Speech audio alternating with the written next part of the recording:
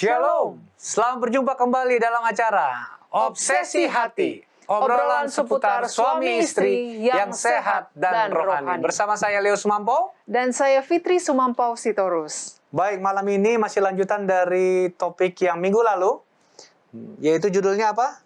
Judulnya Berbagai Masalah Keluarga bagian kedua. Kenapa?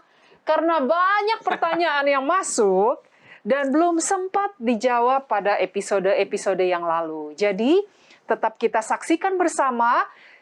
Narasumber kita akan menjawab pertanyaan-pertanyaan Anda yang mungkin belum sempat dijawab pada episode-episode yang lalu. Baik, tapi sebelum kita memulai acara kita pada malam hari ini, kita akan baca ayat tema kita yang terdapat dalam Mazmur 127 ayat 1. Mazmur 127 ayat 1, demikianlah firman Tuhan.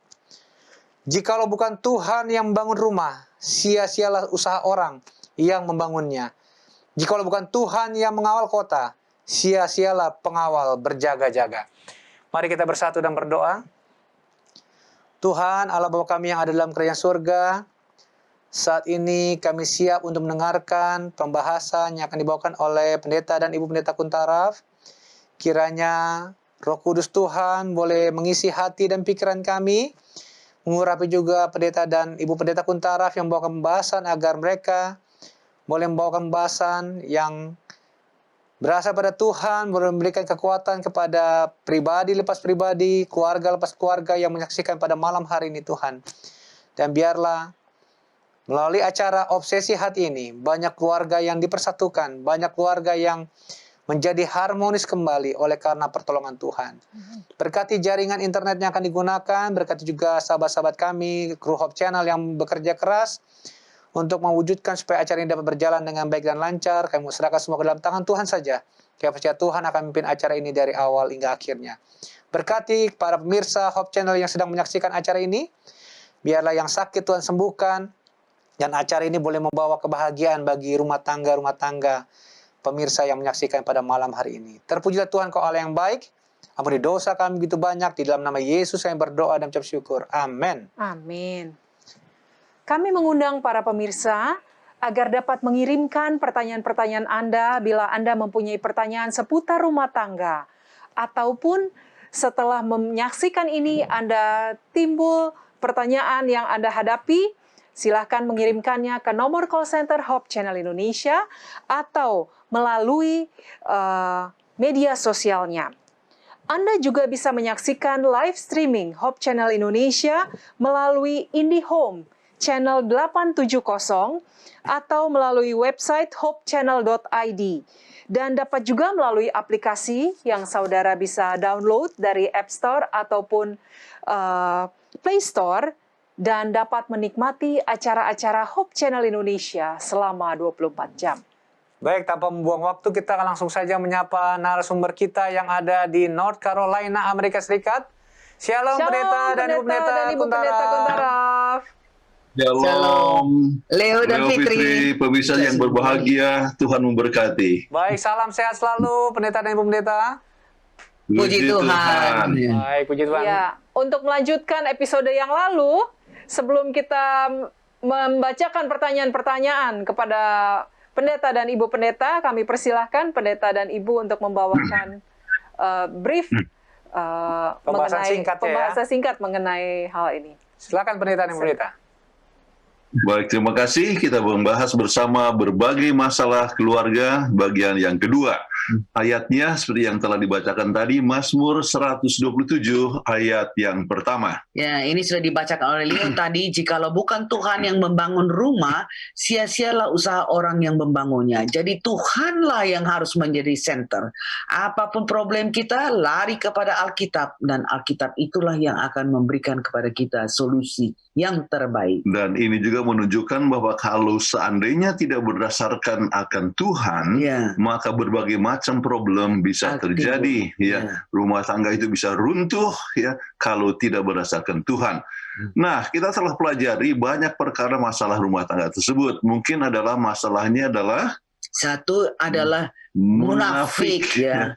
Nah, anak-anak ini memperhatikan orang tua, ya orang tuanya di gereja kelihatannya luar biasa baik, manis sekali. Tapi kalau di rumah, wah seperti singa, seperti gontok-gontokan. Ini ya. masalah dalam keluarga. Kemudian hubungan jarak jauh. Ya. Karena wah lebih bagus datang ke Amerika ya, dolar ya. Dapatkan dolar jadi terpisah, padahal akhirnya dalam masa perpisahan itu sang istri terjaring sama orang lain, suami juga tergoda oleh orang lain, itu menjadi satu problema dalam rumah tangga. Yang ketiga kita dapat lihat tidak dapat mengendalikan waktu karena terlalu sibuk, jadi nggak ada waktu dengan anak-anak. Ya tidak bisa mengatur ya kegiatannya, jadi itu menimbulkan berbagai macam masalah rumah tangga. Kemudian keempat kita lihat bertengkar, mempertahankan pendapat. Pokoknya saya yang benar, I am right, I'm always right, I'm Mrs. Right. Suami katakan no, I am Mr. Right. Jadi tidak ada yang mau mundur dengan pendapatnya. Dan itu kembali menjadi masalah. Oke, kemudian ya kita lihat yang kelima, tidak sependapat dalam pendidikan anak-anak. Suami mau begini keras ya, istri tidak mau. Jadi kadang-kadang anak itu dia lihat oh papa keras, mama nggak keras. Jadi dia berlindung mama. Jadi anak pun bingung, tidak tahu mana yang harus diikuti. Jadi sebenarnya orang tua itu harus sejalan dalam memberikan pendidikan kepada anak-anak. Oke. Kemudian anak yang tidak bisa diatur, masalah disiplin. Ini dari kecil loh. Jangan kita pikir anak itu kalau sudah besar baru bisa. Kalau kita lihat dari kecil itu sudah begitu, wah, kalau tidak diajak, dipatahkan dia punya semangat. Ya, saya ada terima bagaimana satu anak dia ambil bawang besar, dia bilang ini apel, terus mamanya bilang bukan apel ini bawang besar. Tidak, katanya apel. Dia makan sampai air matanya sudah keluar. Karena kan bawang itu kalau kita makan kan jadi keluar air mata. Dia tidak mau tahu. Lebih bagus dia menderita daripada mengaku yang dia salah. Ini harus kita ajar. Kita lihat itu is a strong will child. Jadi kalau tidak diajar dari mula, maka itu akan menjadi problema kalau sudah besar. Oke. Kemudian uang yang terbatas, ya. Jadi prioritas penggunaan uang berbeda antara laki-laki antara suami dan istri. Ya. Disayang-sayang, suami bilang jangan. Tahu-tahu sudah meninggal, siapa yang pakai uangnya? Uang pun nggak dibawa ke kubur. Ya, jadi banyak masalah. Kemudian ya ketidaksetiaan itu bisa sering terjadi oleh sebab sang suami tidak setia atau sang istri tidak setia. Jadi menimbulkan berbagai masalah dalam rumah tangga. Ya. Kemudian faktor yang berikut sulitnya mengatur rumah tangga. Sebenarnya kita tahu bahwa bagi wanita rumah itu adalah extension daripada kepribadian kita. Dan kan kita lihat wah rumah itu kotor, nggak rapi, nggak apa semuanya kan menjadi persoalan bagi suami, dan ini juga harus kita perhatikan ya. Dan betapa sering ingin mengatur rumah tangga tapi saat yang sama dia sibuk dengan pekerjaan, kemudian sang suami terlalu sibuk juga, tidak bisa memberikan pertolongan, jadi berbagai macam masalah ini bisa dapat timbul. Kemudian yang ke-10 adanya orang ketiga. Kan kita sudah pelajari bagaimana kita itu suami istri harus bersatu seperti dua kertas yang dilem jadi satu. Ya, kalau misalnya ada orang yang ketiga yang mau coba memisahkan, maka hubungan itu akan robek. Akan sobek ya. Apa orang yang ketiga itu bisa saja mertua, bisa saja ipar, bisa juga anak. Ya, dan mungkin juga kan pil atau will. Iya, pria idaman. Pria idaman lain atau wanita idaman lain. Baik. Kemudian yang ke-11 kita lihat merasa dilalaikan pasangan. Oh, tadinya waktu pacaran sangat penuh perhatian, tapi sekarang sudah berumah tangga, nggak diperhatikan sama sekali. Iya. Kemudian pasangan yang tidak bertanggung jawab. Ya. Kadang-kadang kita dapatkan sang suami yang tidak mau kerja, tidak mau bantu istri dan sebagainya. Nah, jadi istri yang sudah kerja di luar rumah tangga, pulang ke rumah harus kerja lagi dan tidak dapat bantuan dari suami.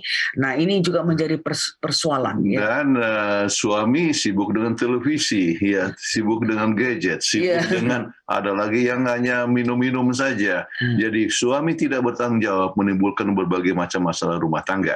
Kemudian merasa sama sekali tidak dihargai. Ya, jadi dia itu seperti orang orang pembantu rumah tangga ya. Aduh, saya kerja dari pagi sampai malam terus nggak dihargai, nggak dibilang, sudah rapi ya rumah kita ya, terima kasih sudah. Enggak, boro-boro dibilang kasih komentar, malahan dikritik lagi, ini kok makanan terlalu asin. Dan kemudian dia juga tidak tolong rapikan, pokoknya pakai baju dibuang aja di sini sana, tidak ditolong dalam apa. Jadi dia rasa seperti, aduh saya ini seperti bukan istri, seperti kayak nggak dihargai. Gitu. Ya, saya ingat dosen saya pernah bilang satu pelajaran yang suami harus belajar pertama kali sudah menikah adalah meletakkan pakaian kotor pada tempatnya. Dan waktu kita ada di divisi kan dia bilang, ada keluhan kepada suami saya. Dia katakan katanya, aduh istri saya katakan, when you come back, the house is dirty. Kalau kamu kembali selalu rumah ini jadi kotor. Kalau nggak ada kamu pergi turne ya. Coba bikin perjalanan lama-lama ya, jangan cepat pulang. Rumahnya jadi kotor. Ya, tapi kalau nggak ada dia rumahnya rapi. Karena memang orang perempuan kan mau rapi rumah kan. Oke. Kemudian kurangnya kepercayaan. Tidak ada trust. Jadi hubungan itu menjadi retak oleh sebab mulai dengan soal-soal kecil yaitu tidak memenuhi janji yang diberikan. Soal kecil tetapi menyebabkan hubungan itu jadi retak. Kemudian kurang kasih sayang. Kasih harus dinyatakan. Kebanyakan orang berpikir bahwa kasih itu kalau dinyatakan adalah orang yang lemah. Padahal seperti tanaman, kalau tidak disiram tanaman itu kan jadi kering. Begitu juga kalau kasih tidak dinyatakan, kita punya hubungan itu jadi kering. Jadi kayak hampa. Jadi ingat bahasa kasih yang kita pernah pelajari. 5 bahasa kasih. Jadi itu dulu berbagai macam problem yang telah terjadi ya, yang sangat umum sekali. Ini adalah satu problem nyata ya. Kami dapatkan berbagai macam keluhan ya. Dan sekarang kita harus memikirkan bagaimana untuk mengatasinya. Nah, sekarang bagaimana problema Anda ya? Pasti Leo dengan Fitri sudah siap dengan pertanyaan yang sudah masuk ya. Baik, terima kasih Pendeta dan Ibu Pendeta Kuntaraf atas bahasan singkat sebagai pengantar sebelum kita masuk ke pertanyaan yang cukup banyak sih ini Pendeta.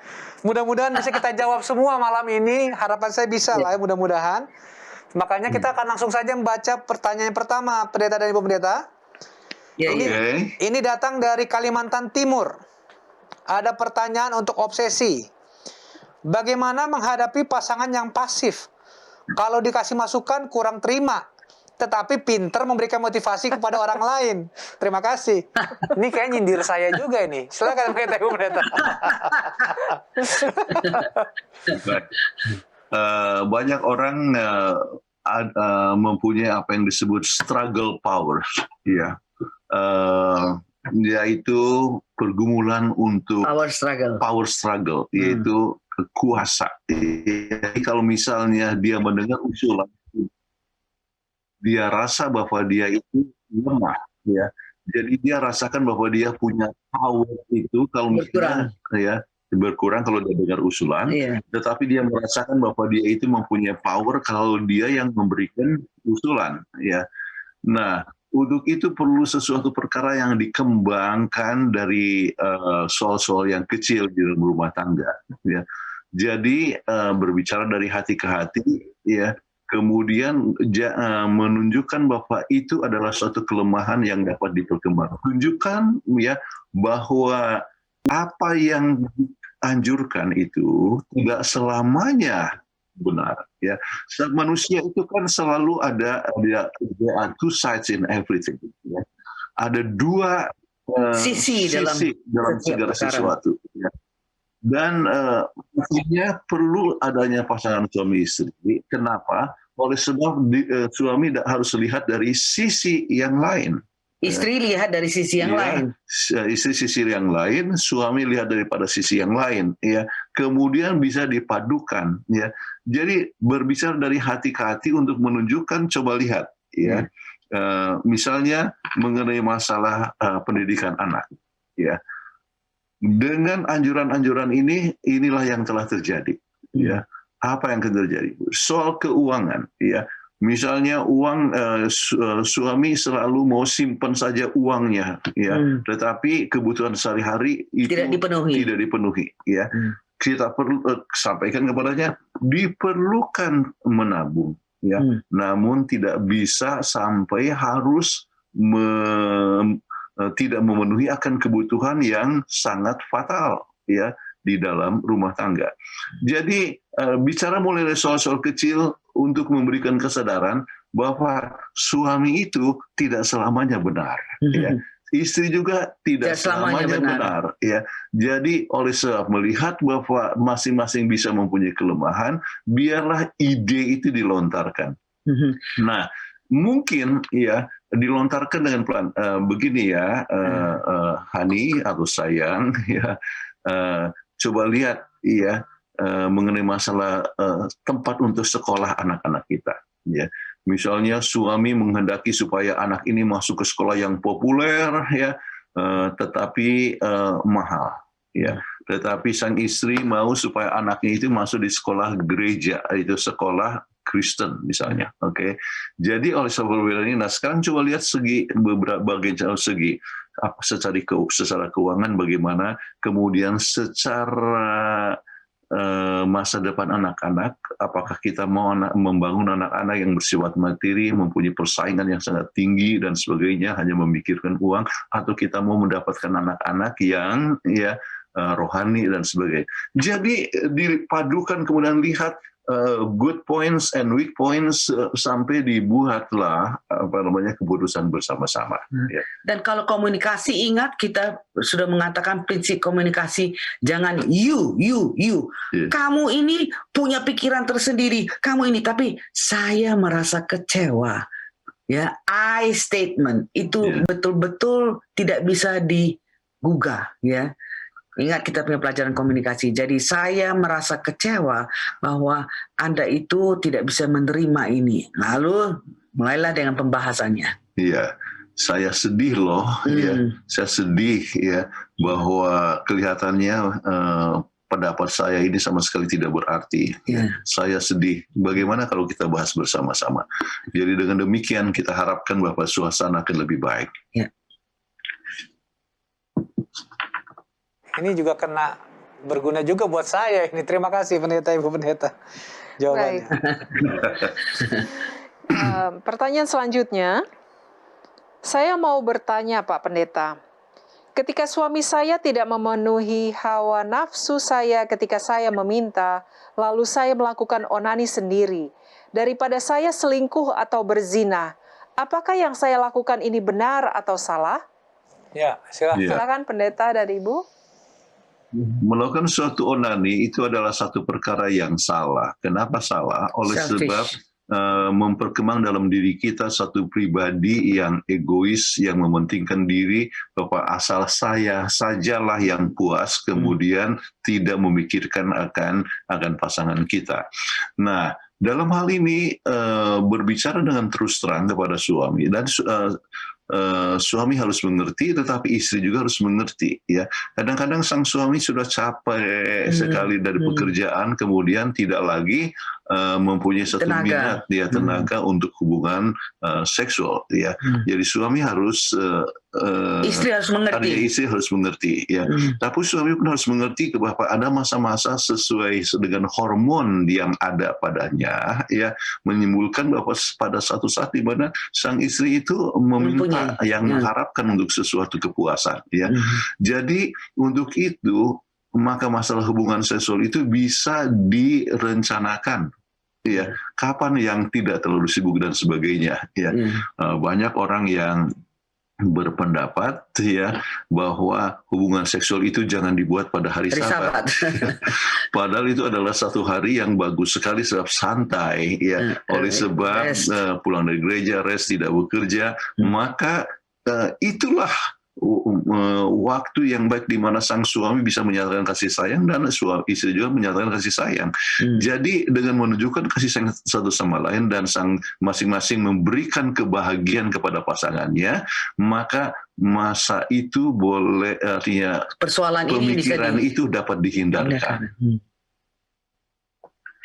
Dan Ibu Pendeta untuk jawabannya. Pertanyaan berikut.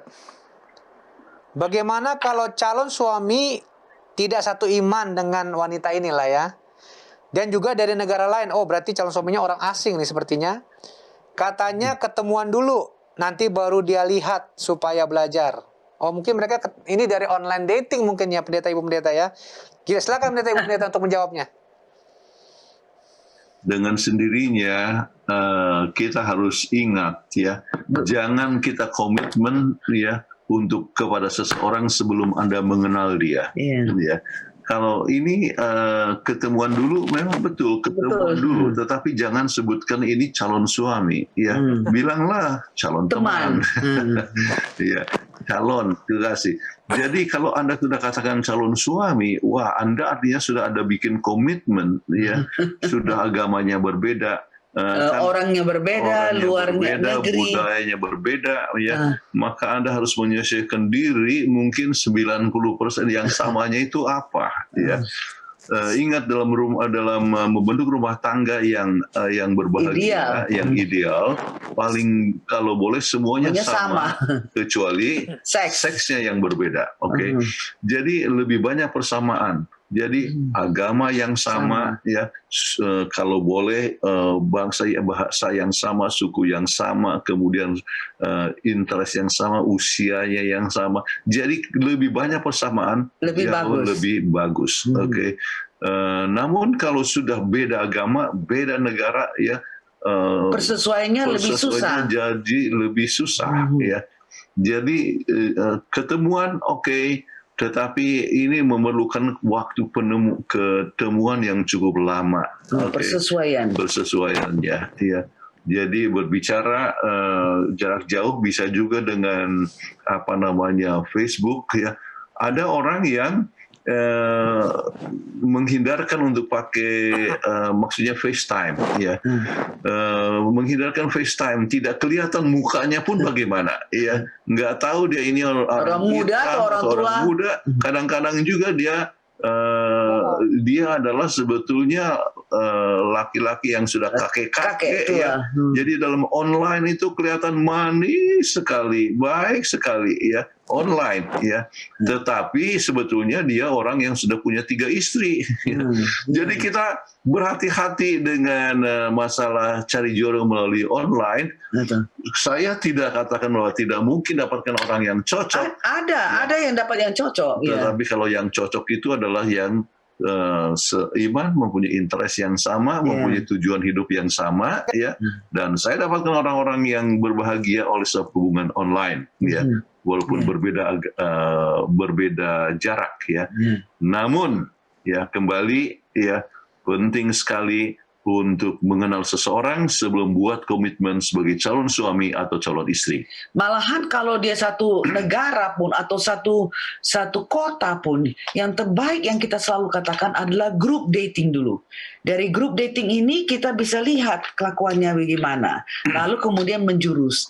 Jadi ini memang satu perkara yang nggak gampang karena belum pernah lihat, orangnya jauh dan tidak seagama dan mempunyai perbedaan bangsa dan sebagainya. Jadi adalah satu challenge, tapi tidak mungkin, artinya bukan tidak mungkin, ya, artinya masih bisa, ya. Cuma harus pelan-pelan lah, ya, sesuaikan dulu diri. Oke, terima kasih banyak untuk jawabannya. Kita masuk pertanyaan ke berikutnya. Selamat malam Pastor dan Ibu Kuntaraf. Bagaimana cara menghadapi suami yang tidak bisa menahan emosi dengan membanting dan merusak barang? Tolong saya merasa sudah tidak kuat lagi untuk bertahan. Dan kami juga tidak mempunyai anak. Umur kami sudah 55 tahun. Oke. Aduh, kasihan juga ya. Silakan Pendeta dan Ibu. Jadi kelihatannya seperti displacement ya, frustrasi, nggak ada anak, jadi main banting-banting. Tapi ini adalah satu tabiat yang sangat jelek. So, kalau kita rusak-rusakan barang itu kan bukan saja rugi kan. Jadi kita harus bilang saya sangat kecewa kalau frustrasi ini dilampiaskan dengan rusak-rusak barang. Jadi bicaralah lagi dengan memakai komunikasi I statement, mudah-mudahan ini bisa dapat diatasi. Jadi kita bisa lihat apakah memang dengan lempar barang itu bisa selesaikan problema? Kan tidak. Oke, nah sekarang kita coba lihat akar permasalahannya apa. Ya, kalau dia sampai marah-marah, ya apa yang menyebabkan dia marah? Kurang tidur barangkali. Ya, mungkin kurang tidur, baru saja dimarah di bos dari rumah. Pekerjaan. Ya, jadi akarnya dulu yang harus dicari supaya dia tidak sampai marah demikian. Kemudian kalau sampai dia marah-marah, kemudian saya banting-banting dan sebagainya, ya itu menunjukkan ketidakdewasaan. Ya. Jadi dia punya emotion itu, ya pertimbangannya itu masih belum dapat mengontrol diri. Jadi mungkin juga dari kecil sudah biasa begitu, ya. Temper tantrum yang tidak diatasi. Jadi tidak diatasi dari kecil sehingga dia pikir bahwa itulah cara pemecahannya, atau mungkin juga dia datang dari keluarga yang demikian, ya. Jadi memikirkan bahwa masalah itu ditunjukkan dengan kemarahan, ya. Nah, untuk itu, ya perlu bicara dari hati ke hati, ya pada saat dia tidak marah. Nah, I statement. Ya. Kemudian katakan bahwa saya kecewa, ya bahwa kalau seandainya marah ini terjadi demikian. Apakah akan menyelesaikan sesuatu persoalan? Katakan ini kalimat yang sangat penting, ya, ya, anger, ya, doesn't accomplish nothing. Ya, jadi kemarahan, ya, tidak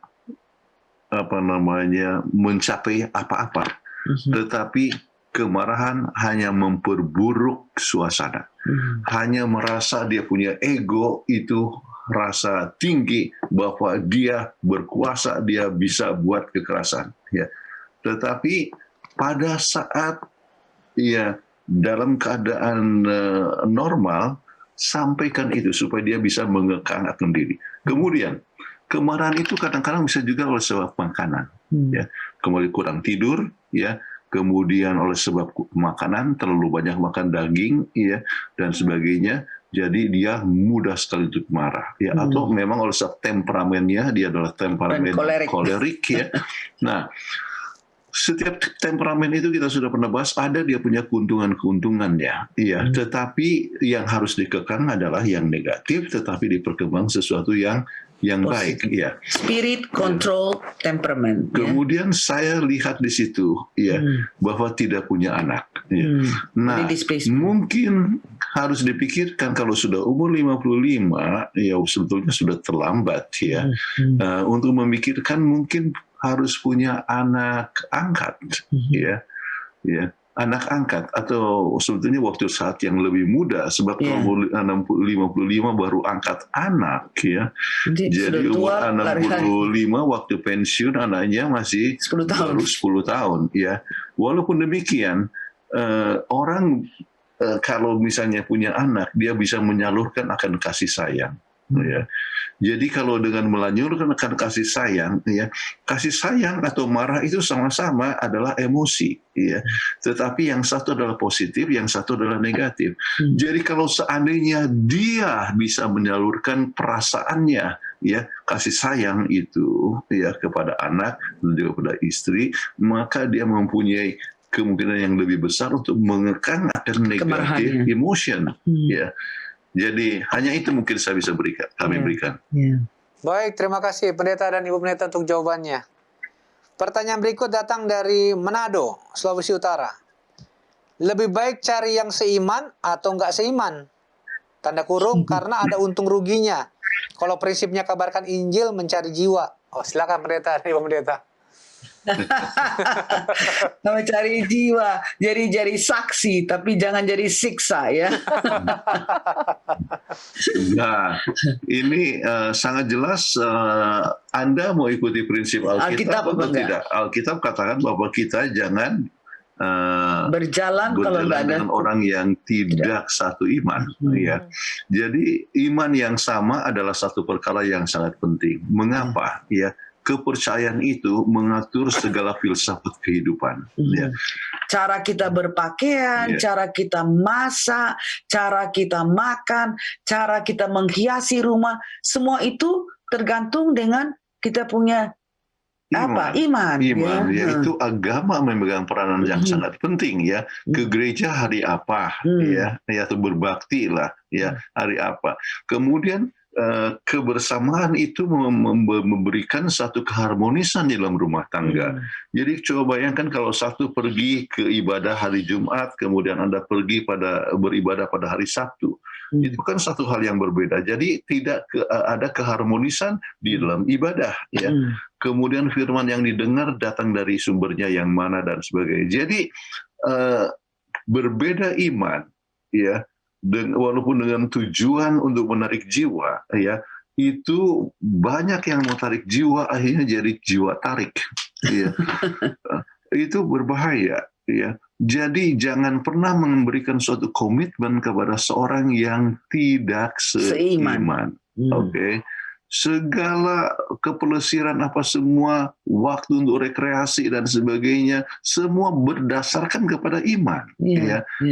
Jadi kalau misalnya imannya sudah berbeda, maka yang lain akan berbeda. Ya. Jadi yang sangat penting adalah satu iman, kemudian yang lain justru dapat diatasi kalau kita lebih mudah untuk diatasi kalau kita sudah mempunyai iman yang sama. Sebab apalagi kalau sudah ada anak nanti. Sebab kalau sudah ada anak mungkin satu katakan, oh ayolah kita makan ini, ayolah kita menonton ini. Padahal istri tidak mau menonton, karena dia rasa itu adalah tidak appropriate. Atau dia bilang, oh nggak makan makanan yang sehat. Oh tidak, suami katakan marilah kita makan. Pokoknya yang enak, asal yang enak, nggak perlu sehat dan sebagainya. Jadi anak jadi bingung. Jadi ini memang betul-betul harus dipikirkan. Ikutlah prinsip Alkitab. Sebab Alkitab katakan, jalanlah bersama-sama dengan orang yang seiman. Jadi penelitian menunjukkan ya kalau misalnya seorang bapak itu dari satu agama, ya, kemudian mamanya dari agama yang lain, ya, sering anak itu justru memilih yang lain, yang tidak agama bapak, tidak agama mama. Malah bisa jadi ateis. Ya. Oke. Terima kasih banyak untuk jawaban yang sangat baik ya. Informasi yang sangat baik. Mudah-mudahan dapat diperhatikan oleh para pemirsa kita ya, dan dapat membantu menjawab problema dari yang bertanya. Pertanyaan berikutnya, bagaimana pendapat Bapak Pendeta terhadap berpacaran berbeda usia, baik itu pria lebih tua ataupun wanita lebih tua? Apakah baik atau tidak? Silakan Pendeta dan Ibu. Orang sering berpikir ya, oh ini harus mempunyai umur sekian dan sebagainya. Lagi-lagi kita sudah katakan bahwa maturity atau kedewasaan tidak bergantung dengan umur. Ada orang yang sudah 35 tahun, tapi dia punya kedewasaan itu sangat rendah. Seperti umur 15 tahun. Iya. Masih temper tantrum, gampang marah-marah. Iya, dan mau pikirkan saya punya, pokoknya kemauan saya yang harus saya ikuti. Kamu punya kemauan kamu itu. Jadi bagaimana? Ini kita lihat bukan menjadi masalah kalau ada perbedaan umur, tapi kita lihat maturity orang itu. Kadang-kadang masih kecil aja sudah kita lihat anak itu sudah jadi dewasa. Nah, kembali tergantung juga berapa bedanya antara umur, ya. Jadi kalau misalnya hanya berbeda 1-2 tahun, ya sampai 4 tahun, walaupun istri lebih tua atau suami lebih tua, itu tidak terlalu bermasalahan, ya. Sebab bahkan ada beberapa penelitian yang menunjukkan istri yang lebih tua, barang 2 tahun, masih lebih bagus ya daripada suami yang lebih tua 2 tahun. Kenapa? Suami meninggal lebih cepat. Sebab istri meninggal biasanya lebih lama. Ya, suami itu lebih cepat meninggalnya. Jadi dengan demikian kalau misalnya istri itu lebih tua, barang 2 tahun, 3 tahun, itu menyebabkan waktu saat kematiannya tidak terlalu berbeda, bisa mati mungkin pada waktu yang sama. Anyway, ada berbagai macam penelitian tentang ini. Tetapi ada faktor yang lebih penting daripada masalah perbedaan usia, ya, yaitu faktor agama, ya, soal mengasihi, ya. Jadi kalau orang mengasihi dan sangat sayang dan sebagainya, walaupun berbeda secara usia, ya, itu tidak suatu masalah yang sangat besar. Namun yang harus dipertimbangkan, jangan sampai perbedaannya itu sangat tinggi sekali, ya. Kalau misalnya orang berbedanya sampai beda 15 tahun, wah, yo, suami sudah kakek-kakek, ya, artinya sudah sangat tinggi, kemudian istri justru masih segar-segar, kemudian dia masih ingin untuk melakukan kegiatan-kegiatan yang masih dianggap baik sebab dia masih muda, tetapi istri sudah tidak sanggup lagi, ya. Suami nggak sanggup, atau suami tidak sanggup lagi, atau kebalikannya, ya. Istri sudah kelihatan tua sekali, ya, kemudian sang suami masih gagah, ya. Jadi orang pikir, oh, ini antara mama dan anak, padahal itu adalah suami istri, ya. Kami kenal, ya, istri yang bedanya dengan suami sangat jauh sekali, ya. Kemudian justru istrinya yang kerja keras, kemudian sampai suaminya sudah berhasil, ya, berhasil dengan baik, tetapi sesudah, ya, itu apa yang terjadi? Ditinggalkan suaminya, padahal istrinya ditinggalkan sebab istrinya sudah tua, terlalu tua, ya. Kemudian cara berpikirnya sudah berbeda, ya. Sedih sekali. Kami sangat sedih lihatnya. Padahal istrinya itu kerja keras sampai dia berhasil sukses dari suaminya. Tahu-tahu suami sudah sukses, dia tinggalkan istrinya, dia kawin sama orang lain. Aduh, sangat sedih sekali. Jadi ada yang sebaliknya, ya. Suami terlalu tua sampai istrinya itu seperti hanya mau jaga-jaga orang tua, seperti kayak caregiver aja. Jadi memang perbedaan umur ini jangan sampai terlalu beda. Iya. Terima kasih banyak untuk jawabannya. Baik, terima kasih pendeta. Ini sama seperti kami sebenarnya. Saya dengan istri saya beda 2 tahun lebih tua istri saya. Jadi sudah pas. Jadi bagus kalau gitu. Pas, ya. Baik, terima kasih. Pertanyaan berikut. Kan kelihatannya seperti Fitri yang lebih muda. Iya, memang kata orang saya boros mukanya. Baik, kita akan langsung masuk ke pertanyaan berikut. Oh, mudah-mudahan ini pertanyaan belum terlambat, ya, karena ini sepertinya curhat dari seseorang. Bagaimana kalau seorang pendeta sering mengganggu istri orang lain? Perlu dipelihara seperti itu seorang pendeta? Wah, ini silakan pendeta dan pendeta.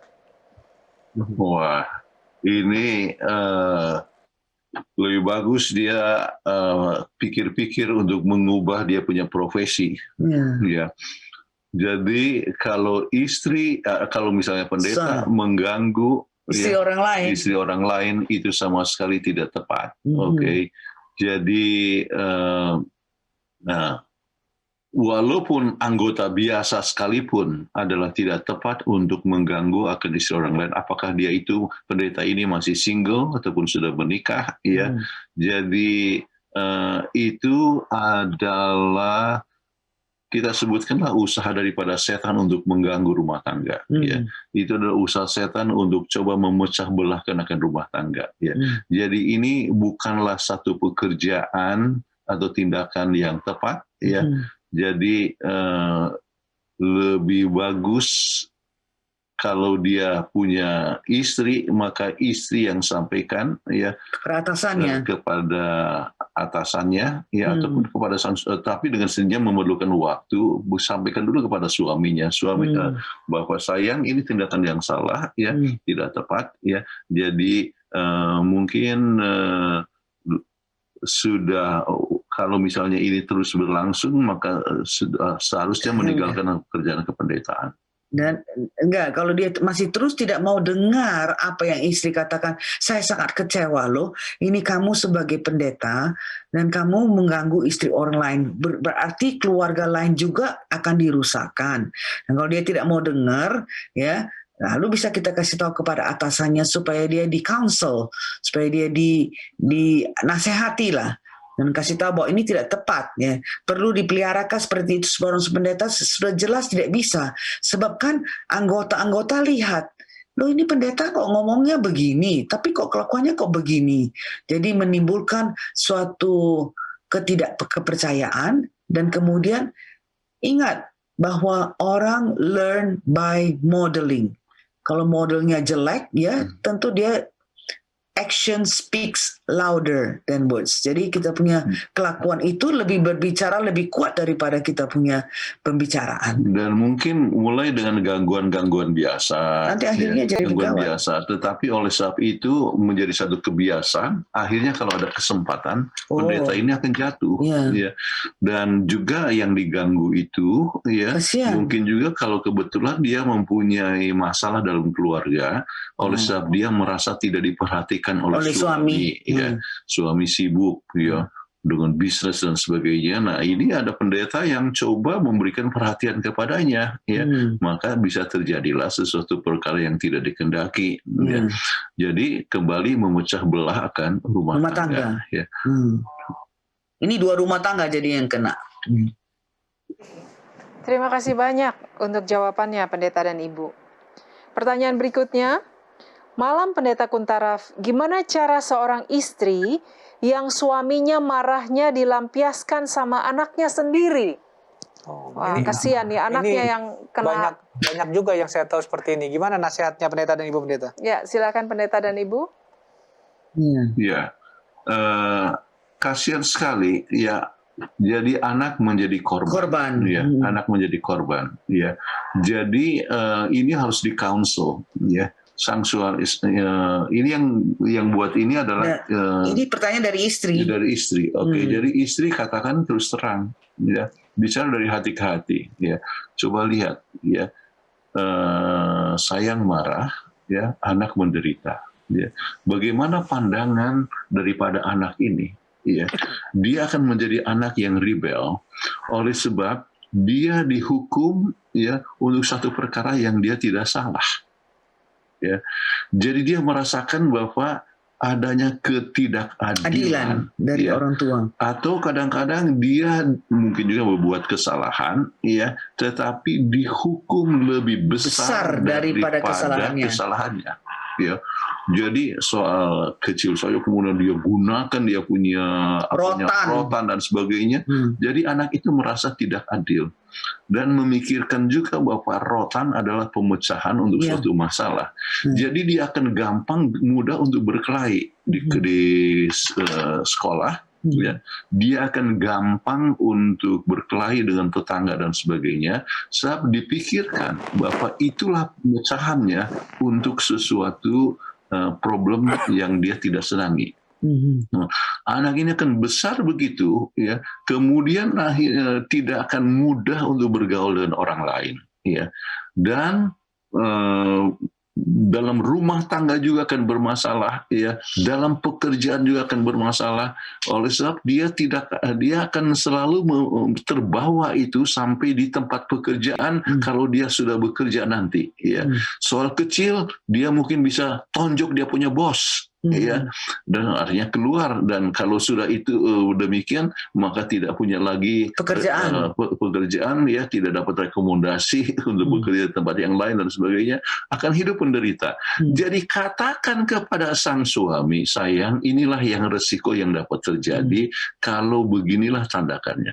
Jadi emosi harus dikendalikan, ya, harus dikekang. Ya, sebab anak-anak belajar untuk jadi abusive karena tindakan daripada orang tua. Makanya kita katakan anak-anak kalau mereka bersalah, jangan kita hukum dengan pakai rotan atau cemeti atau apa. Tapi ambillah privilege-nya. Kita sudah terangkan pada episode-episode yang lalu, time out, keluarkan. Jadi misalnya dia tadinya bisa main, karena kamu berbuat salah, kamu ini hari tidak boleh main. 5 menit di kamar, dia tunggu di kamar, biarlah dia merenungkan akan dia punya tabiat yang salah, yang tidak bagus, dan kemudian setelah itu kita berdoa dengan anak ini supaya dia tahu bahwa kita menghukum anak ini bukan karena kita benci terhadap anak ini, tapi kita kena sayang. Jadi bukan karena kita mau melampiaskan ini, aduh sedih banget ini anaknya yang menderita. Baik, terima kasih pendeta dan ibu pendeta untuk jawabannya, ini bermanfaat sekali ya. Saya percaya pemirsa yang mendengarkan, apalagi rumah tangga yang masih punya anak kecil atau masih teenager, remaja, ini sangat bermanfaat sekali. Tetapi sebelum kita lanjut ke pertanyaan berikut, kita akan mendengarkan yang satu ini.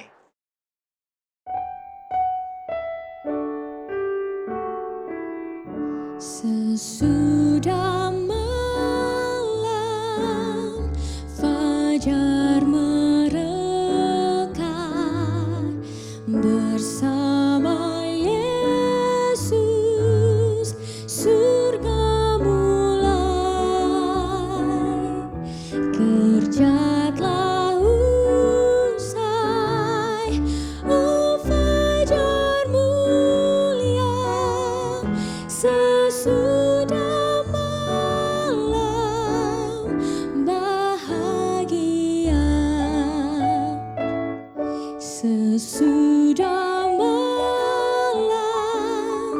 tak ada awan, tak ada taufan menghancurkan.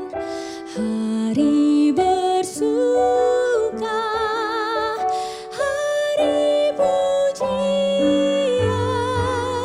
sesudah malam kesukaan.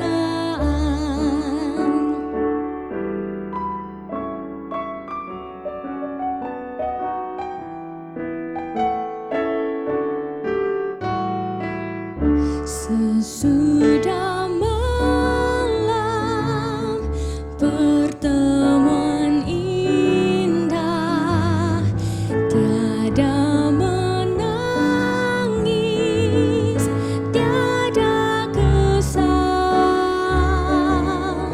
di negeri mulia tak lagi bisa.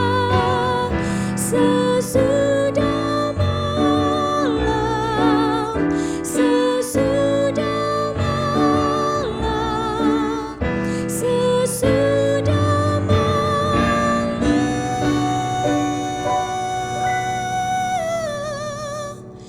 bahagia.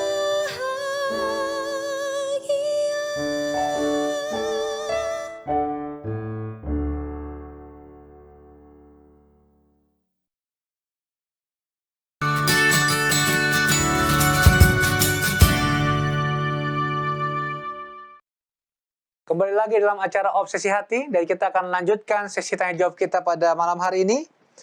Pertanyaan yang berikut, pendeta dan ibu pendeta, apa tanggapan pendeta dan ibu apabila ada seorang istri yang sakit parah mengizinkan suaminya untuk menikah lagi pada saat dia masih sakit parah tersebut? Wah, silakan pendeta, ibu pendeta. Pernah dengar juga sih saya ada yang seperti ini nih. Silakan pendeta, ibu pendeta. Kan kalau kami mengasihi orang, selalu kita akan mengasihi dia ya, Dalam senang, dan waktu susah dan senang, waktu sehat dan sakit, dalam masa keberuntungan dan kemalangan, meninggalkan yang lain dan hidup bersama dengan untuk ya selama berdua hidup ya. Jadi walaupun diusulkan oleh sang istri sekalipun, ya seperti Sarah memberikan usul kepada Abraham untuk menikah dengan Hagar, dia berhubungan dengan Hagar, ya, maka akibatnya adalah bermasalah sampai sekarang ini, ya, dari zaman Abraham sampai sekarang, ya, kita lihat, ya, dengan di Timur Tengah sekarang ini. Jadi jangan pernah, ya, mempunyai wanita yang lain atau menikah dengan orang lain sementara pasangan itu masih hidup. Ya. Itu adalah sesuatu yang salah, yang tidak alkitabiah. Ya. Kita ada lihat juga justru pada saat istri sakit sang suami harus memberikan perhatian yang sebesar-besarnya, ya. Dan kemungkinan saja sakit itu bisa sembuh kalau mendapatkan kasih sayang daripada sang suami. Wow, luar biasa nasihatnya ya. Terima kasih. Terima kasih untuk nasihatnya Pendeta dan Ibu. Baik, kita lanjut ke pertanyaan berikutnya. Bagaimana menghilangkan rasa nggak enak dengan anak-anak, dalam kurung anak-anak sudah besar, apabila kita mau pacaran atau bulan madu kedua sebagai suami istri? Silakan Pendeta dan Ibu. Iya.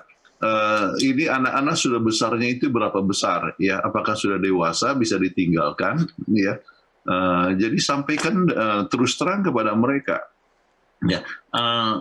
Anak kami, ya, sibuk, tapi kalau dia mau berpacaran, kita yang senang, orang tua, nenek-nenek dan kakek ada sleepover di rumah. Jadi anak-anak tinggal sama kami. Iya, cucu maksudnya. Iya. Cucu tinggal sama kami untuk weekend, ya, dan anak kami kembali berbulan madu, ya. Kadang-kadang saya pergi ke Kanada, ya, ataupun juga ke tempat yang lain, ya, hanya berdua saja, ya.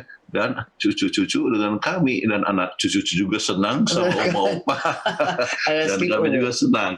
Ya. Jadi tidak usah merasakan bahwa itu tidak ada perasaan enak, sebab perasaan tidak enak, ya, tapi bisa berkata dengan terus terang, ya, kepada anak-anak itu, apalagi dikatakan sudah besar, ya.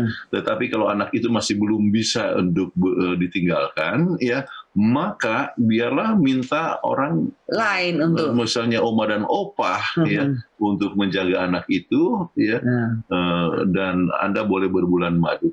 Atau kalau anak itu sudah besar, bisa juga dia mempunyai liburan bersama-sama dengan dia punya cousin. Jadi apa itu cousin, ya? Iya, sepupu. Ya, dengan sepupu, ya. Sebab kami waktu kami ada reunion, ya, di Bali, ya. Oke, orang tua sekarang jaga cucu-cucu, anak-anak, ya, Andrea sama dengan sepupu-sepupunya, mereka keluar, mereka main. Dan ada masanya mereka jaga anak-anak, kami orang tua yang keluar. Jadi bisa saja dilakukan ini. Jadi tidak ada perasaan nggak enak kepada anak-anak kalau mau berbulan madu suami istri. Jadi keterus-terangan adalah menolong kepada kedewasaan daripada anak itu sendiri, ya. Baik, terima kasih Pendeta dan Ibu Pendeta untuk jawabannya. Kembali kami mengingatkan kepada pemirsa Hope Channel yang mempunyai pertanyaan, silakan kirimkan pertanyaan saudara tidak usah takut. Pendeta dan Ibu Pendeta Kuntara akan menjawabnya, dan saudara boleh kirimkan ke nomor call center Hope Channel Indonesia, nomornya ada di layar kaca Anda, atau saudara juga bisa kirimkan pertanyaan saudara ke akun media sosial daripada Hope Channel, yaitu melalui YouTube dan juga Facebook. Saudara tidak usah cantumkan nama saudara, cukup cantumkan lokasi di mana saudara berada. Baik, pertanyaan berikut Pendeta dan Ibu Pendeta. Istri saya seorang yang tidak bisa memanage waktu. Bagaimana cara saya untuk menasehatinya? Silakan Pendeta, Ibu Pendeta. Nggak usah dinasehatin, ya. Tetapi marilah sama-sama mengatur waktunya, oke. Jadi sama-sama mengmanage waktu bersama-sama, oke. Jadi maksudnya adalah begini, ayo, ya, dengan kegiatan-kegiatan kita, ya, misalnya waktu belanja itu, ya, hanya terbatas, ya. Kemudian waktu jaga anak atau waktu untuk masak, waktu untuk kegiatan lain. yang tidak bisa memanage waktu, misalnya dia belanja, dia bisa berjam-jam sekali untuk belanja, ya. Karena sambil belanja sambil lihat-lihat Sebab barang. sambil lihat-lihat barang, dan akhirnya yang dibeli adalah barang yang tidak dibutuhkan, ya. Jadi salah satu hal yang sangat penting ialah, ya, kalau mau belanja dituliskan dulu apa yang mau dibeli. Ya, kami Selalu ada list. kami ada daftar yang akan kita beli. Jadi kalau misalnya di luar dari daftar, kita jangan beli. Nah, memanage. Jadi dengan demikian kita tahu waktunya itu tidak akan lama. Kadang-kadang kami pergi ke satu supermarket, kita tahu bahwa kita hanya punya waktu setengah jam. Oke.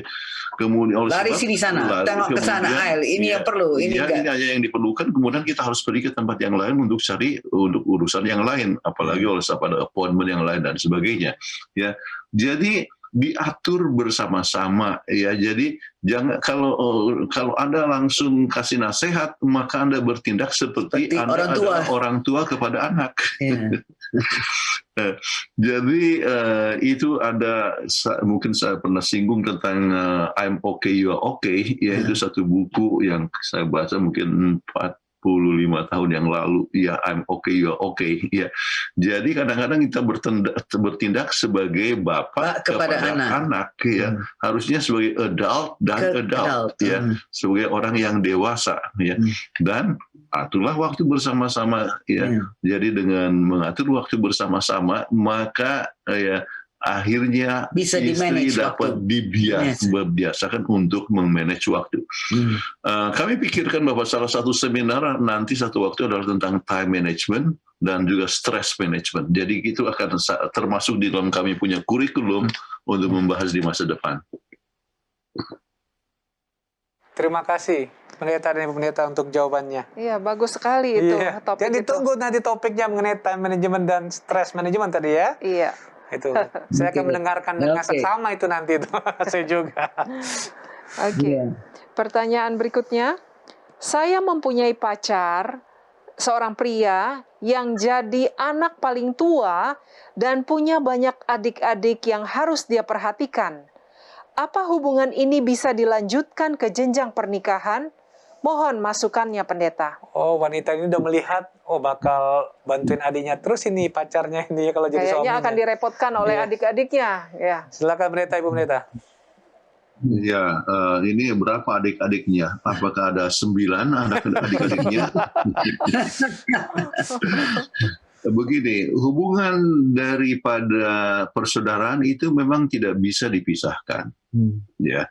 Tetapi saat yang sama, ya, kita tahu bahwa hubungan dengan istri pasangan, artinya dengan ipar, itu bisa mengganggu suatu rumah tangga. Ya. Itulah sebabnya, ya, maka hubungan yang paling erat yang harus dimiliki adalah harus hubungan suami istri. Jangan sampai ipar atau adik-adik daripada suami akan menjadi penghalang daripada hubungan suami istri. Third person, ingat, jangan third person. Jadi itu poin yang pertama lebih dahulu.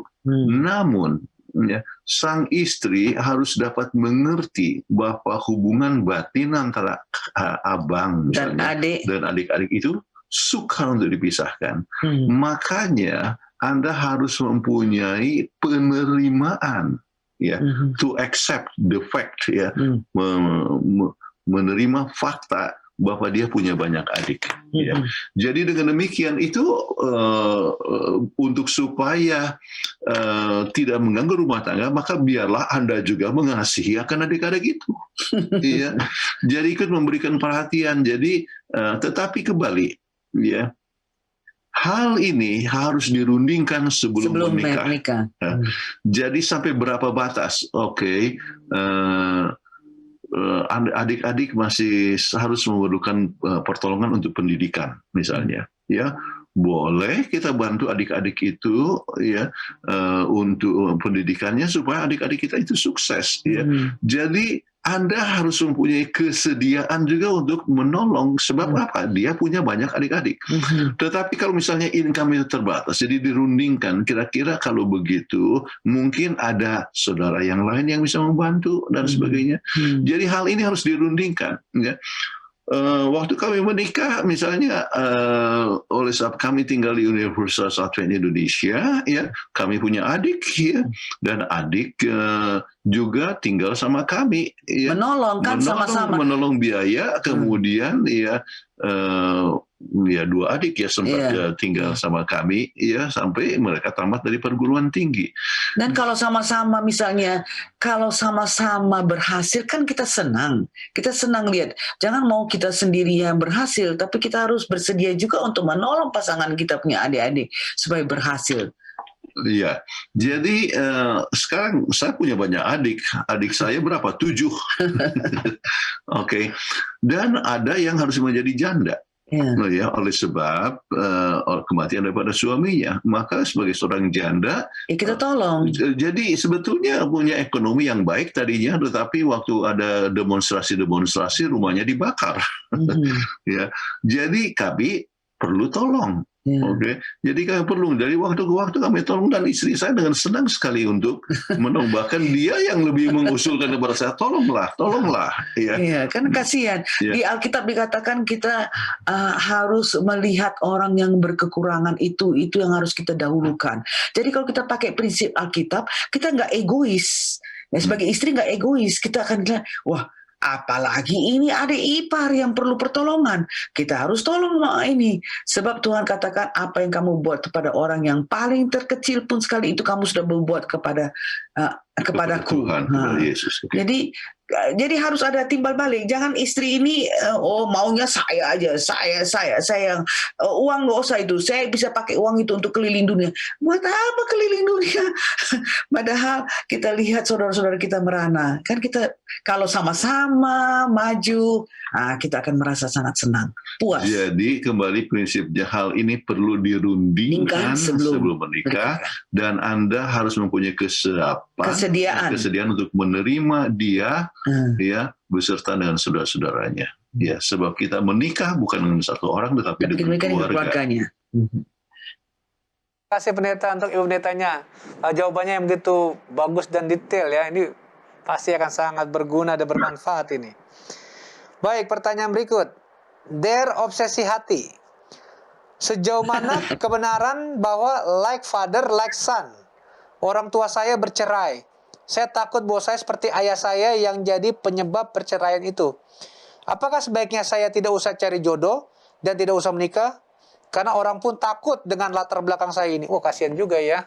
Silakan. Kasihan. Ini sepertinya laki-laki kayaknya, pendeta, ibu pendeta. Ya, laki-laki yang bertanya. Iya. Walaupun orang tua bercerai, tidak selamanya anaknya harus bercerai. Oke. Kenapa? Ada alasan penting bahwa anak daripada orang yang pernah orang tuanya bercerai bisa belajar dari orang tuanya supaya dia jangan sampai bercerai lagi, kesalahan yang sama. Itu satu. Oke.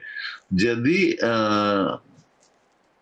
dia berusaha untuk menjadi suami atau istri yang baik supaya jangan sampai terjadi perceraian seperti orang tuanya. Itu alasan pertama.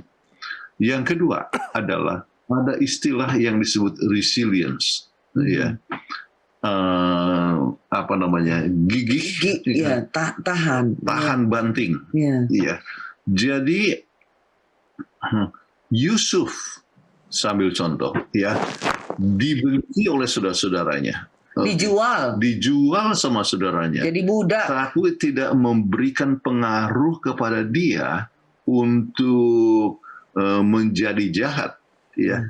Kenapa? Oleh sebab dia dekat dengan ibu bapaknya, kemudian dia dekat dengan Tuhan. Dan ia bisa siap untuk mengampuni akan saudara-saudaranya, ya, dengan sangat yang luar biasa. Ya. Jadi dengan demikian, ya, sifat resilience bisa didapat. Jadi anak yang keluar dari keluarga yang bercerai, ya, itu bisa saja mempunyai rasa, artinya resilience, ya, yaitu gigih, ya, menghadapi suatu kenyataan. Dia tidak terpengaruh sama sekali dengan orang tua yang bertengkar, tetapi ia bertumbuh dengan baik oleh sebab hubungannya dengan Tuhan. Jadi untuk saudara yang bertanya ini, dekatlah dengan Tuhan, dan orang akan melihat Anda memang berbeda, ya. Anda berbeda. Jadi Anda akan menjadi calon suami atau calon istri yang baik. Ya. Sering sekali kita lihat beberapa orang yang bahwa orang tuanya bercerai, anaknya bilang no. Kita sudah belajar bagaimana sedihnya kita sebagai anak-anak melihat pertengkaran bapak dan mama. Dan kalau saya married, saya tidak mau bertengkar, saya tidak mau sampai bercerai. Dan sampai sekarang mereka tetap bagus-bagus. Jadi memang dikatakan like father, like son, itu memang betul ada istilah itu, tetapi bila mana kita bergantung kepada Tuhan, kita bisa mendapat kekuatan untuk tidak menyebabkan hal yang sama terulangi kembali sehingga anak-anak kita akan menderita. Semoga Ingat kita Filipi 4 ayat 13, aku akan dapat melakukan sesuatu dengan Yesus sebagai pertolongan kita. Amin. Iya, terima kasih banyak ya. Like father, like son. Kalau diambil yang positifnya sangat baik ya. Iya. Ya. Kalau bagus bapaknya, tapi kalau jelek bapaknya, mabuk-pemabuk, wah bahaya itu. Justru itu, yang positifnya aja yang diambil mudah-mudahan. Iya. Pertanyaan berikutnya, ini dari Jakarta. Sejauh apa kita boleh toleransi sama kebiasaan buruk pacar atau pasangan kita? Silakan Pendeta dan Ibu. Ya, sampai berapa jauh ya yang bertoleransi yang sangat penting ya adalah kita tidak bisa bertoleransi di dalam soal agama, ya, dalam soal prinsip. Ya. Jadi misalnya hubungan Anda dengan Tuhan atau dalam hubungan Anda pergi ke gereja, ya, itu adalah tidak bisa ditoleransi. Ya. Masalah makanan di dalam rumah tangga sesuai dengan kita punya keyakinan, itu tidak bisa ditoleransi. Ya. Jadi mereka yang tidak mau makan makanan haram, ya, mau dipaksa untuk makan haram, itu tidak bisa. Ya. Jadi masalah-masalah prinsip, ya. Tetapi kalau kebiasaan buruk yang lain, ya, mungkin adalah hal yang bisa dipupuk. Misalnya, ini disebutkan tentang pacar, ya. Jadi atau pasangan kita, ya. Misalnya dia mempunyai kebiasaan untuk tidur malam, begadang, ya, itu tidak sehat, ya. Maka dipupuklah bersama-sama bahwa kita tidur misalnya paling lambat jam 10 atau jam 9 kita sudah siap-siap untuk berada di tempat tidur dan sebagainya. Jadi itu dapat diperkembang, ya. Namun kita ambil contoh. Suami suka kebiasaan baca buku-buku porno, video porno, ya, dan sebagainya. Itu tidak bisa ditoleransi. Jadi Anda harus berbicara dan terus terang bahwa ini akan merusak rumah tangga, ya, dan memberikan pengaruh juga kepada anak-anak dan sebagainya.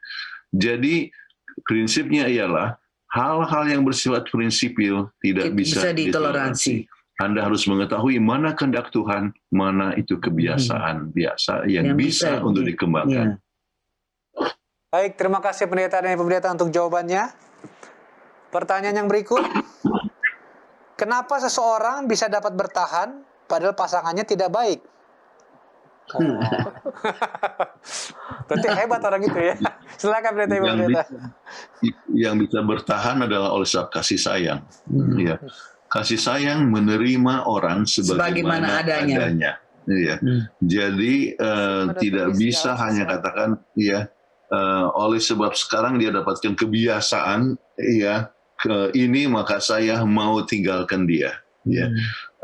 Tidak bisa. Kenapa? Itulah orang yang sama yang Anda berpacaran dulu. Ya.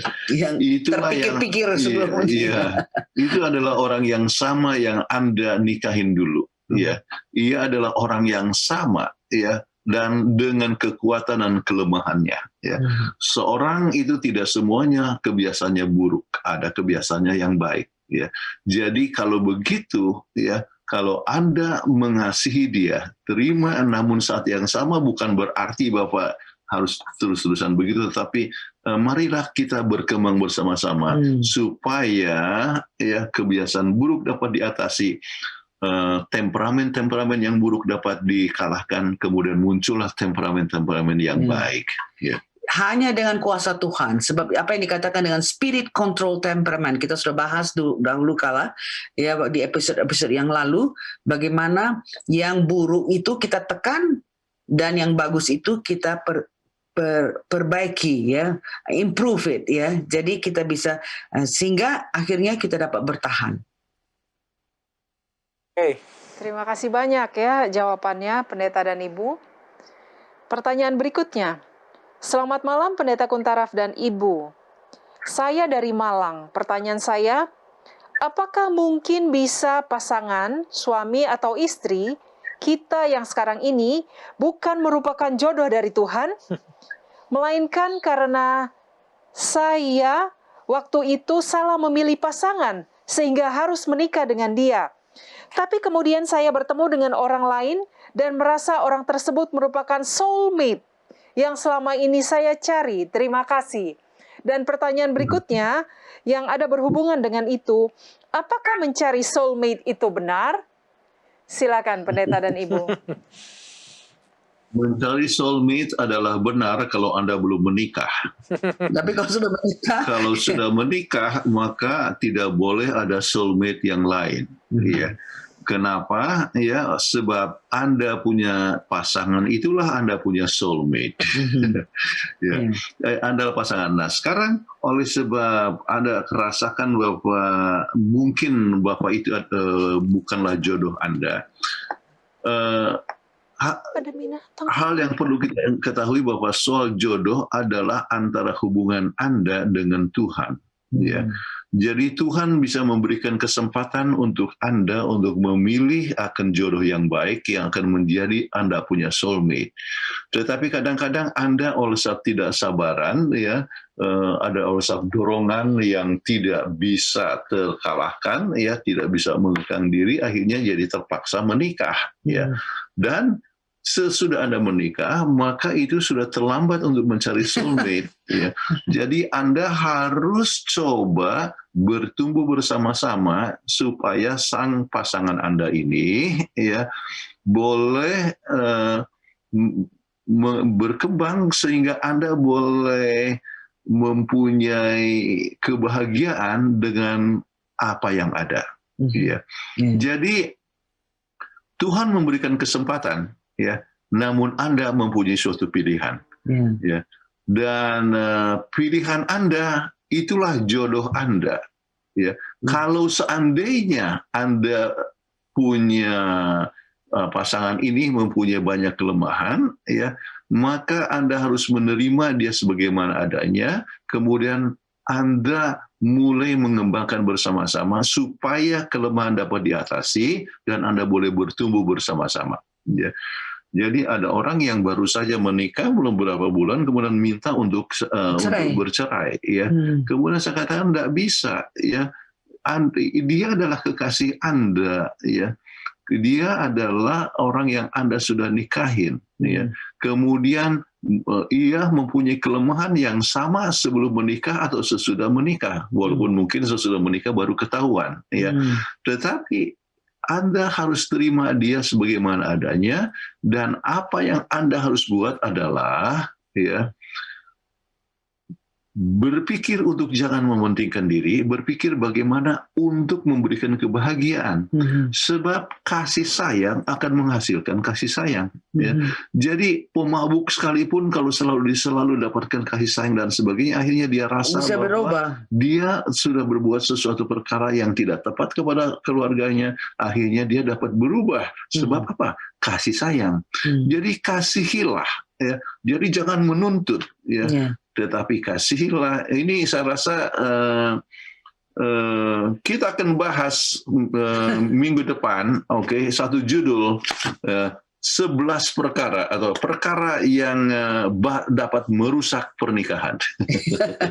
Ya. Dan kemudian kalau kita lihat ya, sejelek-jeleknya orang, ingat kita punya episode yang lalu, sejelek-jeleknya orang, ada satu pasti dia punya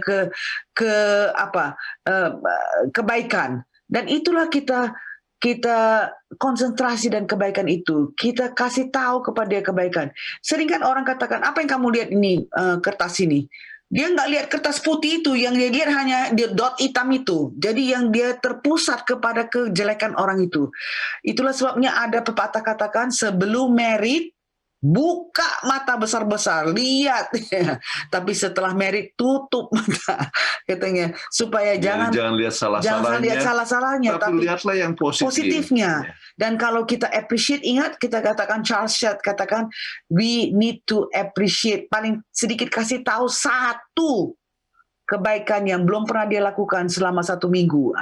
Kita sudah bicarakan pada episode yang lalu.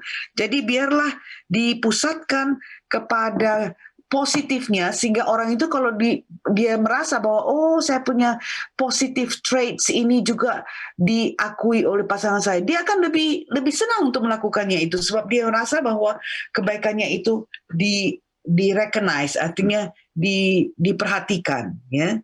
Jadi jangan sampai kita pikir, sudah salah pilihan Pak, sudah married ya kita harus terima, apapun yang terjadi kita harus terima dan berjalan bersama-sama menuju ke surga dengan pertolongan firman Tuhan yang menjadi dasarnya. Jadi pertanyaan kita tentang apakah boleh mencari soulmate? Sesudah kawin? No. Sudah kawin? No. Dan Anda punya pasangan, itulah Anda punya soulmate. Ya. Baik, terima kasih Pendeta, Ibu Pendeta jawabannya. Tepat sekali ya jawabannya. Baik, pertanyaan berikut. Sebelum menikah, berkomitmen untuk membentuk rumah tangga secara mandiri atau tinggal terpisah dari orang tua. Tetapi setelah menikah malah tinggal dengan orang tua. Apakah hal ini baik? Silakan Pendeta dan Ibu Pendeta. Ya, jelasnya tidak dong. Kalau Anda sebelum menikah dan rencana untuk tinggal mandiri, ya itu dengan sendirinya Anda harus sudah punya perencanaan. Ya. Bagaimana untuk tinggal mandiri. Ya. Ada rumah yang dia akan rent. Mungkin untuk sewa dulu rumah, ya. Dan kita tidak bisa harapkan begitu menikah langsung sudah punya rumah sendiri. Ya, ya ada juga orang yang demikian, punya rumah sendiri. Tetapi ada yang faktor ekonomi, maka harus sewa lebih dahulu. Ya. Tetapi harus dengan perhitungan bahwa rumah itu disewa itu rumah yang bagaimana. Ya. Kalau misalnya rumah itu dalam ekonomi yang terbatas, dan sebenarnya yang disewa adalah rumah yang lebih sederhana. Jadi suami istri tidak boleh menuntut untuk misalnya tinggal di rumah yang mewah, padahal keadaan ekonomi terbatas. Ya, jadi tinggal terpisah. Namun ada suatu situasi tertentu, ya, di mana Anda mungkin sudah sempat sewa dan sebagainya, ternyata Anda di PHK, ya, kemudian income tidak mencukupi, kemudian sang mertua kata tinggallah sama kami untuk sementara. Nah, dalam keadaan yang seperti itu bisa tinggal sama mertua. Kenapa? Ada juga positifnya, ya. Anak-anak ada yang jaga, ya, ada yang bisa bantu, ya.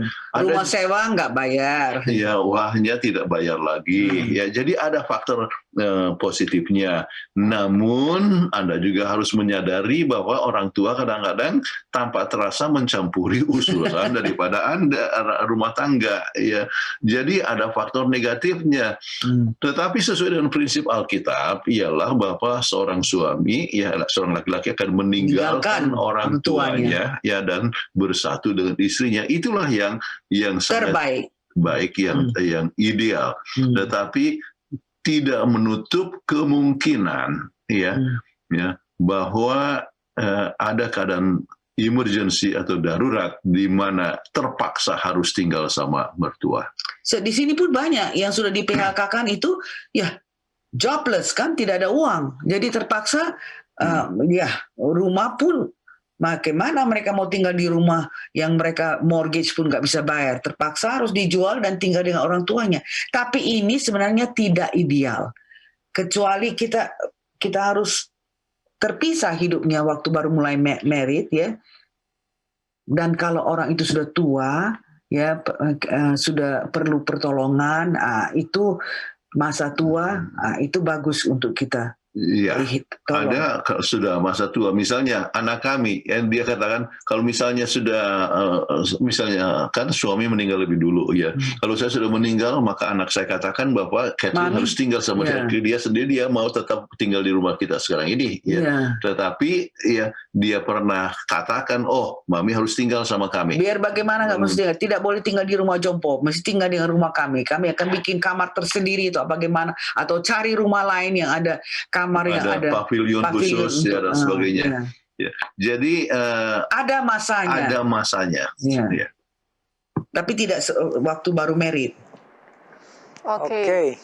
Terima kasih untuk jawabannya Pendeta dan Ibu. Pertanyaan berikutnya, bagaimana mengetahui kalau si dia itu adalah jodoh saya? Karena tanggapan orang tua kurang atau malah tidak setuju. Dengan alasan karena pacar saya janda dan sudah memiliki anak. Sedangkan yang saya rasakan bersama-sama dengan dia sangat klop dan saling mengisi. Silakan Pendeta dan Ibu. Orang tua adalah orang yang sudah berpengalaman. Ya. Jadi kita tidak bisa meniadakan akan pandangan atau nasihat daripada orang tua.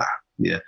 Jadi dan restu daripada orang tua adalah sangat penting. Ya. Jangan Anda mulai rumah tangga dengan konflik. Ya. Baru menikah sudah bertentangan, ya. Jadi restu daripada orang tua penting, dan orang tua mempunyai banyak pengalaman dan bisa memberikan nasihat yang baik.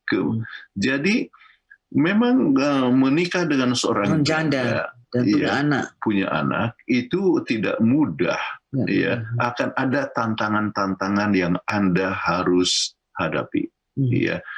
Jadi tantangan-tantangan itu, ya, dia janda. Kenapa dia jadi janda? Oleh sebab apakah dia kematian suaminya, ya? Kemudian apakah mungkin dia diceraikan orang atau dia bercerai, ya? Jadi ada sebab-sebabnya. Dan sebab-sebab itu bisa juga mempengaruhi akan Anda punya rumah tangga. Misalnya janda bisa membanding-bandingkan Anda dengan orang lain. Ya, artinya dengan mantan suaminya, ya, membandingkan, dan Anda bisa sakit hati, ya, oleh sebab kalau suami saya dulu begini, nah, ya, jadi ada hal-hal yang ini. Jadi sekarang kelihatan memang cocok. Kenapa? Sebab mungkin lagi pacaran. Orang pacaran kan segala sesuatu kelihatan indah. Ya, jadi lihat semua serba yang positif, ya. Enggak apa-apa janda tapi kami cocok kok, ya. Kenapa? Oleh sebab Anda dipengaruhi oleh emosi, ya, senang dengan dia dan sebagainya. Dan mungkin janda adalah seorang yang mempunyai pengalaman sehingga mengetahui bagaimana cara untuk menarik perhatian daripada seseorang, seperti Anda. Jadi perlu pertimbangan, ya. Dan nasihat dari orang tua tidak bisa dilalaikan. Dari pendeta yang berdedikasi sangat penting sekali, dan jangan terlalu dipengaruhi oleh emosi, ya. Dan dunia ini bukan tidak seperti daun kelor. Anda bisa mungkin dapatkan orang yang lebih baik dari Anda yang masih belum menikah, sehingga tidak ada kemungkinan, ya, untuk membanding-bandingkan. Saat yang sama kalau punya anak adalah anak Anda sendiri, saat yang sama itu adalah seorang yang betul-betul mengasihi Anda sepenuhnya. Ya. Jadi tetapi kembali, bukan berarti tidak mungkin Bapak janda itu artinya tidak bisa berbahagia dengan janda. Enggak, saya tidak katakan demikian. Tetapi nasihat orang tua perlu untuk didengar. Ya. Kemudian kalau Anda bisa menerimakan segala sesuatu, ya bisa saja terus dan Anda bisa merasakan kebahagiaan. Namun ya banyak berdoa. Oke, sebelum mengambil suatu keputusan yang tepat.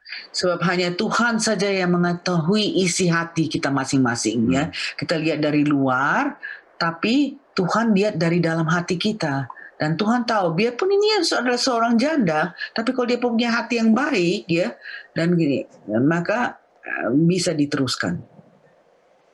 Baik, terima kasih Pendeta dan Ibu Pendeta untuk jawabannya.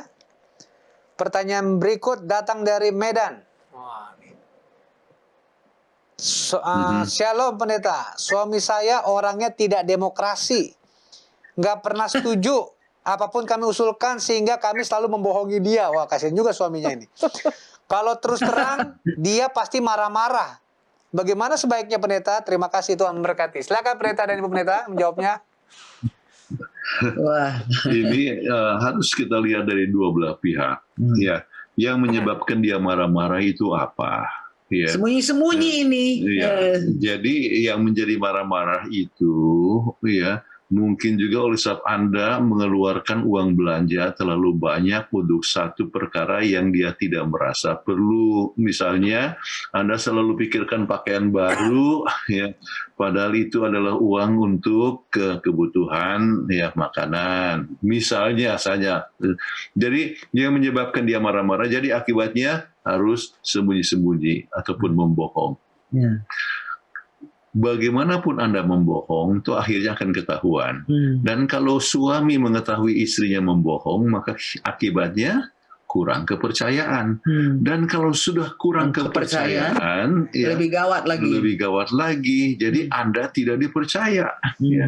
Jadi kalau Anda sudah tidak dipercaya, Anda pulang terlambat ya dari pasar, langsung dipikir, wah, ya sudah ada pil ini ya. Ya. Jadi satu kunci yang sangat penting adalah kepercayaan satu sama lain ya. Jadi untuk supaya dapat kepercayaan satu sama lain, maka kejujuran, integritas itu sangat perlu di dalam rumah tangga ya, membuat rumah tangga yang lebih baik, lebih sehat dan sebagainya. Jadi lebih bagus secara terus terang ya. Nah, atau jadi misalnya saya tidak tahu marah-marah itu, saya hanya ambil contoh mengenai masalah anggaran, oke? Jadi anggarkanlah bersama-sama ya. Sesuatu perkara yang disetujui. Biasanya sebelum saya menikahkan akan pasangan muda-mudi untuk jadi suami istri, saya mengajak mereka untuk buat anggaran lebih dahulu. Budget. Istri buat anggaran, suami artinya calon suami buat anggaran, calon istri buat anggaran. Sesudah itu dipadukan bersama-sama dan katakan inilah ya anggaran Anda untuk hidup bersama-sama ya. Jadi sudah disetujui kan ya. Nah, jadi itu akan mengurangi akan kemarahan ya. Jadi disebutkan kata demokrasi ya, tidak demokratis, oke. Nah, mungkin itu adalah tinjauan dari segi Anda. Okay. So, Anda rasa kemauan Anda tidak didengar, anjuran Anda tidak didengar, jadi dirasa tidak demokrasi. Tetapi Anda harus meninjau dari segi dia. Dari segi dia adalah memikirkan juga untuk masa depan, mungkin anak-anak itu akan sekolah nanti. Jadi kalau begitu sudah harus menabung yang cukup banyak daripada hanya untuk kebutuhan pakaian dan sebagainya. Tidak selamanya harus ada pakaian baru. Jadi coba tinjau dari dua segi, sehingga dengan demikian Anda akan dapatkan, wah rupanya saya juga ada salah. Tetapi kembali dalam semua perbincangan ini gunakan I statement. Ya. Saya kecewa. Saya sedih loh, masa saya soal ini bisa marah-marah begitu. Ya. Jadi ya, sampai saya harus membohongi dan segala. Saya bisa bohong loh. Ya. Tetapi saya terus terang. Ya. Jadi dengan demikian Anda tidak jadi bohong, tetapi akan terus terang. Oke, mudah-mudahan Anda bisa menolong. Baik, terima kasih Pendeta dan Ibu Pendeta untuk jawabannya. Tetapi waktu kita sudah habis dan kita harus mengakhiri episode kali ini. Silakan Pendeta Kuntaraf untuk closing statement-nya. Hidup berumah tangga adalah hidup yang timbal balik, ya. Hidup rumah tangga adalah hidup yang penuh dengan tantangan. Jadi seorang tidak bisa boleh memaksakan kemauannya, tetapi perlu menerima satu sama lain. Dan dasar rumah tangga haruslah Yesus Kristus, ya. Jadi kalau Yesus menjadi pusat dari rumah tangga kita, maka kita lebih dekat kepada Yesus, maka kita dapat lebih dekat satu sama lain. Berbagai macam tantangan saya sebutkan ini. Minggu yang lalu kami kasih 12, sekarang kasih 15. Jadi semua ini dapat diatasi dengan baik kalau kita lebih dekat kepada Yesus dan mengasihi satu sama lain. Ya, dengan demikian rumah tangga Anda adalah rumah tangga yang penuh dengan kebahagiaan. Ini adalah doa dan harapan kita semua. Amin. Amin. Amin. Kami undang Ibu Kathleen untuk membawakan doa tutup. Baik ya. Bapa kami yang bertahta dalam kerajaan sorga, kami mengucapkan terima kasih kepada Tuhan untuk satu kesempatan yang indah di mana kami dapat melihat berbagai masalah keluarga, dan kami sadar bahwa kami masing-masing perlu berpaut kepada Tuhan, membuat Kristus sebagai pusat dari rumah tangga kami, mengikuti prinsip-prinsip Alkitab, sehingga bagaimanapun Tuhan akan dapat mengatur sehingga rumah tangga kami dapat merasakan satu dunia, satu surga di atas dunia ini. Ajar kami untuk selalu berjalan bersama-sama dengan Tuhan, sehingga dimanapun kami berada, kami dapat menjadi saksi yang baik, apakah untuk anak-anak kami, tetangga kami, dan sebagainya, sehingga kami dapat menjadi berkat bagi masing-masing komunitas kami. Terima kasih Engkau telah mendengarkan doa kami serahkan ini dengan nama Kristus, Juru Selamat dan Penebus kami. Amin. Amin. Amin. Baik, terima kasih Pendeta dan Ibu Pendeta Kuntaraf. Sampai jumpa lagi Senin depan. Tuhan berkati. Tuhan berkati. Dan salam sehat selalu. Bye-bye. Bye-bye. Bye. Kembali kami mengingatkan kepada para pemirsa bahwa Hope Channel Indonesia hadir setiap hari Senin hingga hari Sabat dengan acara yang disiarkan secara langsung dari studio Hope Channel Indonesia di Jakarta. Dan setiap hari Senin, jam 7 malam waktu Indonesia bagian Barat, kita akan mengikuti acara Obsesi Hati, seperti yang kita baru saksikan bersama. Dan bila pemirsa ingin mengirimkan usulan topik pembahasan atau pertanyaan seputar rumah tangga, silakan untuk mengirimkannya ke nomor call center Hope Channel Indonesia ataupun melalui media sosialnya. Anda juga dapat menyaksikan episode-episode Obsesi Hati sebelumnya dengan masuk ke YouTube channel Obsesi Hati, dan di sana Anda dapat memilih episode apa yang Anda akan saksikan kembali. Dan acara Hope Channel Indonesia dapat Anda saksikan melalui IndiHome Channel 870 ataupun melalui website di hopechannel.id atau melalui aplikasi yang saudara bisa download dari App Store ataupun Play Store, dan dapat menikmati acara yang disajikan oleh Hope Channel Indonesia selama 24 jam. Demikian acara kita pada episode kali ini. Kami mengucapkan banyak terima kasih kepada pemirsa Hope Channel Indonesia yang telah setia menyaksikan acara Obsesi Hati pada malam hari ini. Kiranya Tuhan memberkati saudara, dan juga kepada narasumber kita, Pendeta dan Ibu Pendeta Kuntaraf, untuk pembahasan dan juga jawaban yang luar biasa yang kita percaya itu berasal dari Tuhan dan boleh menguatkan keluarga-keluarga yang mendengarkannya.